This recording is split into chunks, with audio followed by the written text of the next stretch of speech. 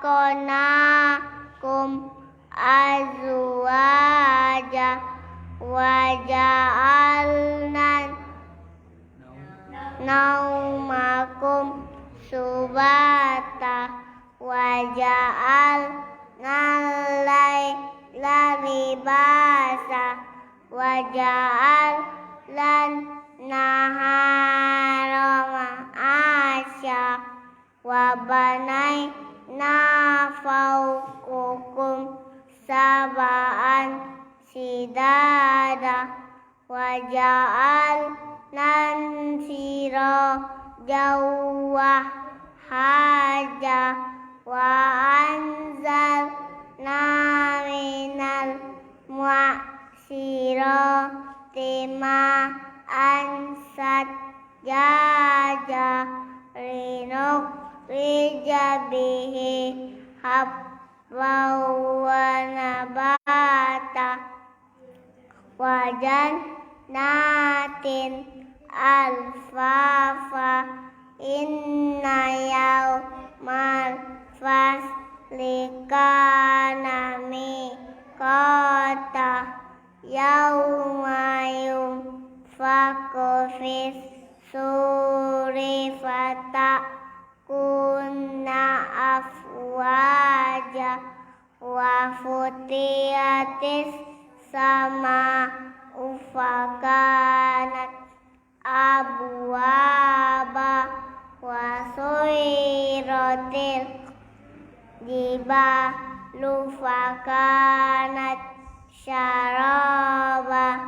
illa hamimau wa ghassaqa daza'au wifaqa innahum kanu la yarjuna hisaba wa kazzabu biha yatina kizzaba. Sadaqallahul azim.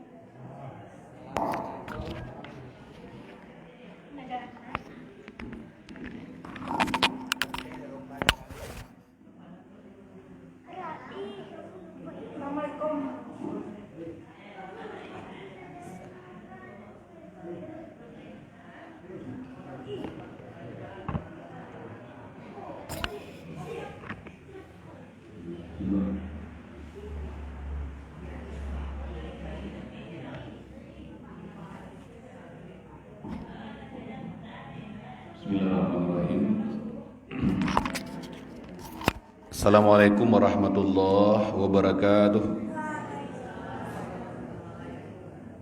Alhamdulillah nahmadu wa nasta'in wa nastaghfiruh wa na'udzubillahi min shururi anfusina wa min sayyiati a'malina may yahdihillahu fala mudhillalah wa may yudhlil fala hadiyalah. Asyhadu an la ilaha illallah wahdahu la syarikalah wa asyhadu anna Muhammadan abduhu wa rasuluhu la nabiyya ba'da amma ba'du.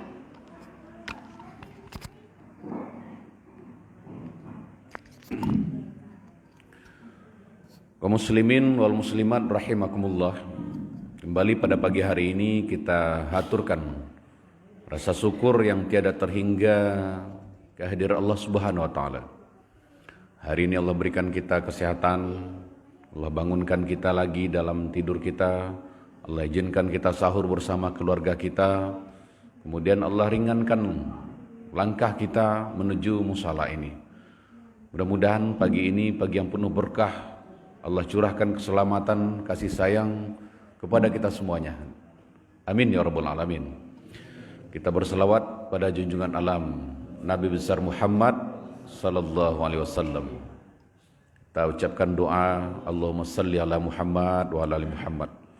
Mudah-mudahan dengan kita sering berselawat buat beliau, mudah-mudahan Allah pantaskan kita bisa bersama Rasulullah dalam surganya nanti.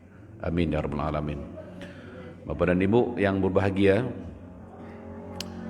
ketahuilah bahwa ketika hidup kita sedang terpuruk Bapak Ibu, pada saat itulah kita berada dalam posisi yang sempurna buat berdoa pada Allah.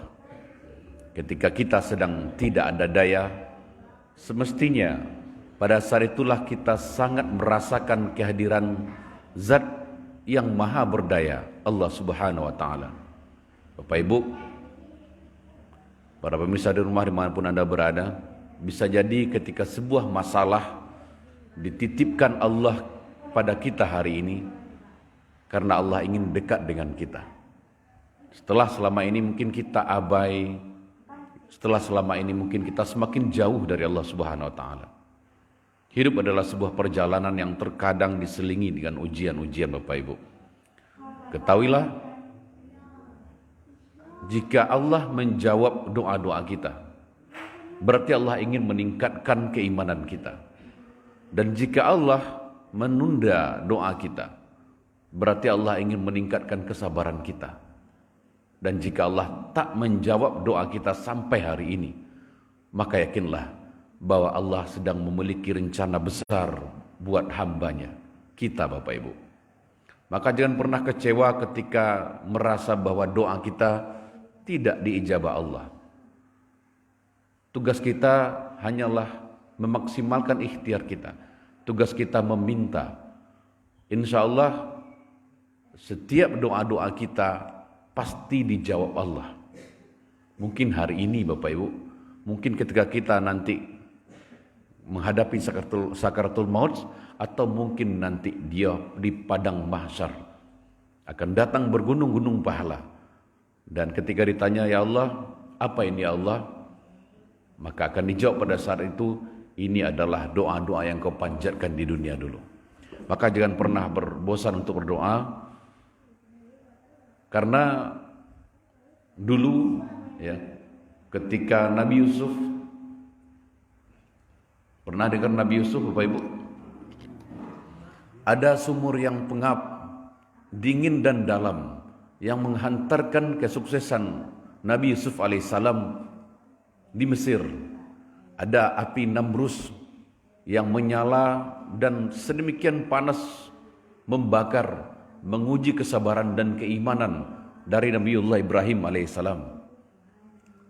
Dan insya Allah selalu ada pesan cintanya, pesan cinta Allah yang dititipkan melalui ujian-ujian yang Allah berikan pada kita. Maka yuk terus jaga husnuzonnya pada Allah, bahwa apapun yang terjadi dalam hidup kita, kalaupun hari ini kita merasa banyak realita-realita pahit dalam hidup kita, selalulah jaga prasangka baik pada Allah Subhanahu wa ta'ala. Bapak Ibu yang berbahagia, hari ini, pagi ini, izinkan saya menyampaikan sebuah kisah lagi tentang seorang pemuda seperti itu. Beliau bernama Usamah bin Zaid. Saya pernah cerita ini belum ya? Usamah bin Zaid. Belum ya? Kalaupun sudah pernah, mudah-mudahan kembali mengingatkan kita. Usamah bin Zaid. Sejarah Islam mencatat Bapak Ibu, sejumlah panglima perang yang terhebat sepanjang masa. Salah satunya adalah Usamah bin Zaid. Dan Usamah bin Zaid bin Haritsah itu adalah panglima Islam termuda, sekaligus panglima terakhir yang ditunjuk langsung oleh Rasulullah SAW. Karena ketika Rasulullah SAW menunjuk Usamah bin Zaid, setelah itu Rasulullah wafat. Usamah bin Zaid itu memulai memimpin perang, menjadi panglima perang, itu pada usia, sebagian riwayat mengatakan 17, sebagian mengatakan 18. Kira-kira Bapak Ibu, anak kita yang berumur 17 tahun, anak kita yang berumur 18 tahun hari ini, kira-kira apa yang sedang asik mereka lakukan? Main gadget, hilir mudik, apa? Main sepeda, apa lagi kira-kira? Anak yang umur berarti tamat SMA ya, 17 tahun tamat SMA, 18 tahun tamat SMA. Tapi di zaman Rasulullah ada Usamah bin Zaid yang mampu menjadi panglima perang, memimpin ratusan pasukan menuju Romawi pada saat itu, Masya Allah. Dialah Usamah bin Zaid lahir 7 tahun sebelum hijrah. Rasulullah Muhammad SAW dari Makkah ke Madinah dan beliau wafat 54 Hijriah.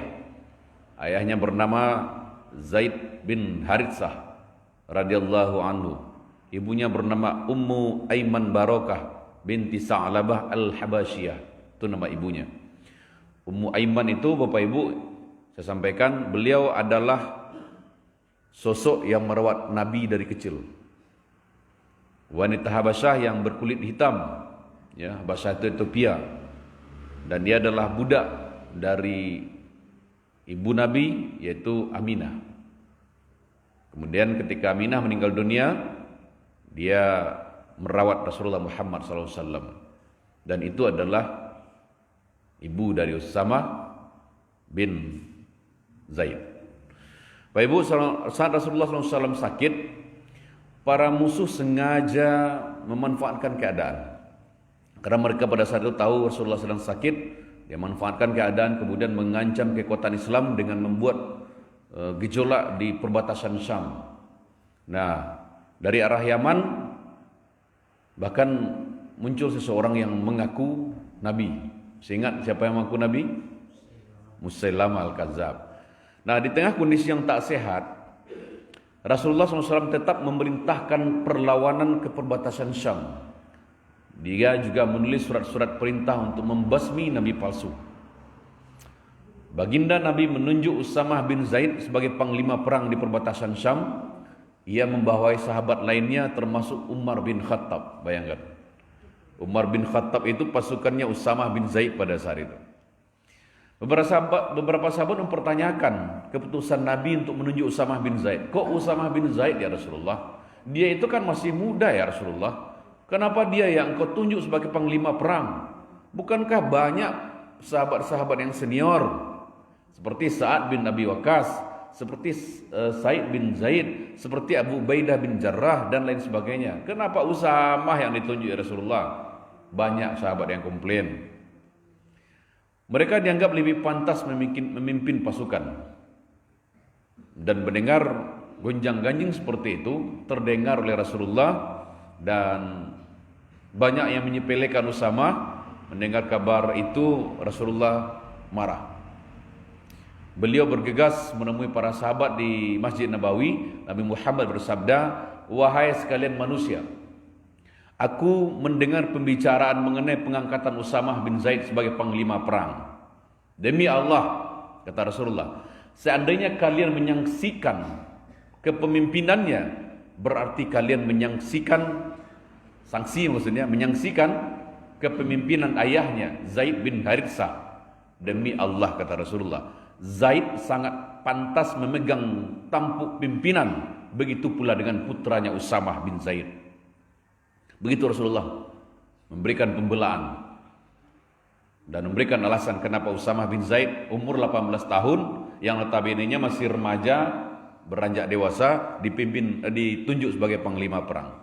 Rasulullah melanjutkan, jika ayahnya sangat aku kasihi, putranya pun demikian, kata Rasulullah.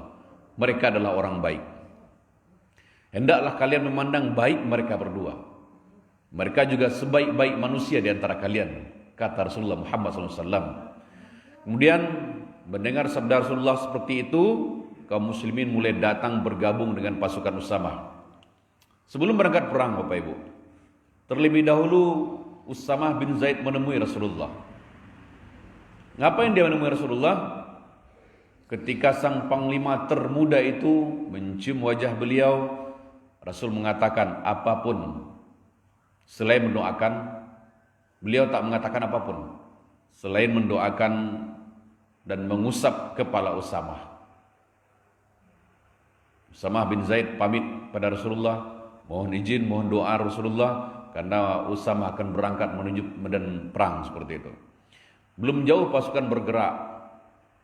Dari Madinah terdengar kabar Rasulullah Muhammad sallallahu alaihi wasallam wafat.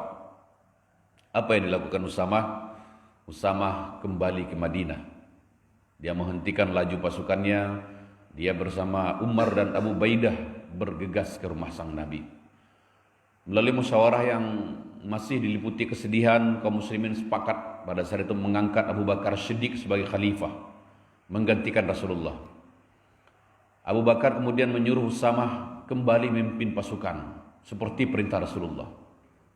Khalifah Abu Bakar meminta Usamah naik ke atas kuda. Kemudian Khalifah Abu Bakar menuntun kuda Usamah dan bermaksud mengantarnya sampai ke gerbang Madinah. Apa kata Usamah pada Abu Bakar? Wahai Khalifah, jangan perlakukan aku seperti itu, hai Khalifah, kata Usamah bin Zaid. Dan dia dengan sigap turun dari kudanya.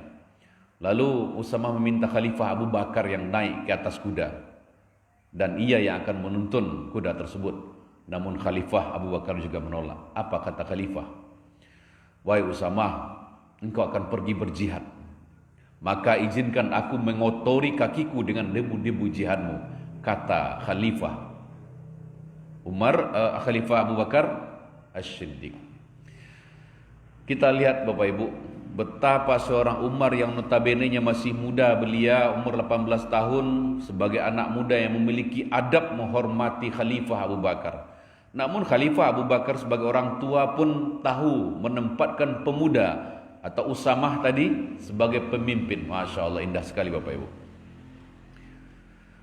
Bersama pasukannya, Usamah bergerak cepat meninggalkan Madinah menuju perbatasan Syam.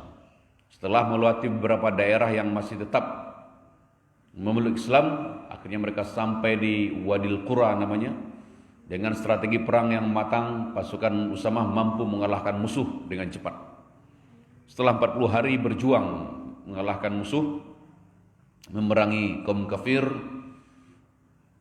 mereka kembali ke Madinah membawa sejumlah harta rampasan perang. Serta kabar baiknya, tak satu pun korban jatuh di pasukan Usamah bin Zaid.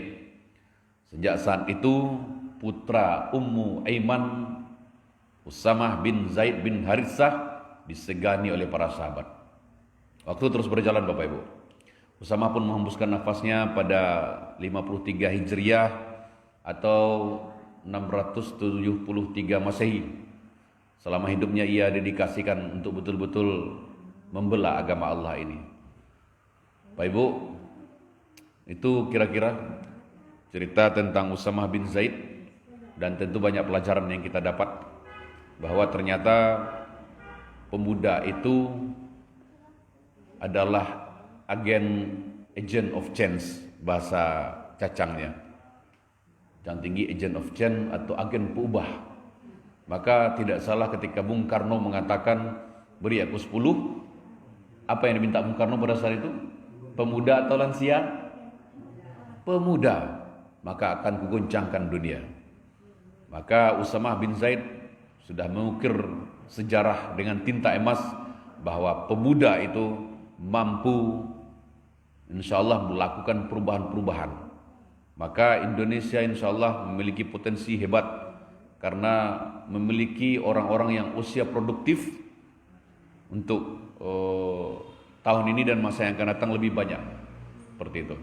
Maka yuk para pemuda dimanapun Anda berada, kita sama-sama azamkan dalam diri kita punya potensi besar untuk membela agama Allah ini, untuk mengagungkan asma Allah ini insyaallah. Pak Ibu, setiap kita tentu punya anak yang mungkin sudah beranjak usia remaja ke dewasa. Maka yuk terus kita dampingi anak-anak kita bersamai mereka untuk senantiasa memperhatikan akhlak mereka, karena tidak ada harta paling berharga Bapak Ibu kecuali punya anak yang soleh dan solehah. Untuk apa anak-anak kita kaya dan pintar tapi tidak punya adab pada orang tuanya? Untuk apa anak kita punya mobil banyak, rumah bagus, tapi ternyata dia lupa dengan Tuhan dia? Maka tidak ada harta yang paling berharga kecuali mendapatkan anak yang soleh dan solehah, yang insya Allah tahu cara memuliakan dan menghormati kedua orang tuanya. Mudah-mudahan Allah anugerahkan kepada kita semua orang tua dimanapun kita berada, anak-anak yang soleh dan solehah. Anak-anak kalaupun tidak sehebat Usamah bin Zaid bin Haritsah, mudah-mudahan nilai-nilai mulia, nilai-nilai penghormatan kepada orang tua Allah berikan kepada anak-anak kita. Itu saja Bapak Ibu yang dapat kami sampaikan pada pagi hari ini. Mudah-mudahan bermanfaat buat kami yang menyampaikan. Dan tetap semangat. Ramadan yang ke berapa ini? 8. Terus tingkatkan tilawahnya. Sejatinya hari ini kalau kita ingin menamatkan 30 juz, harusnya sudah berapa juz Bapak Ibu? 8 juz, ya. Ada yang sudah 16?